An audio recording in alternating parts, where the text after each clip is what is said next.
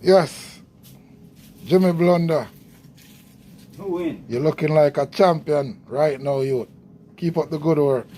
You got 2 more quarters to go.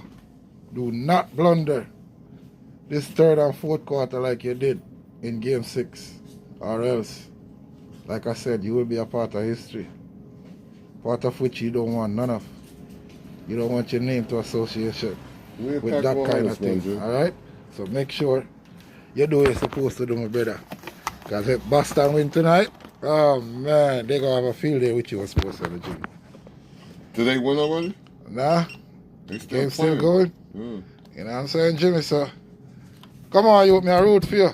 I don't tell you already, you got to put 40, 10, and 10. It's the only way Miami going to win tonight.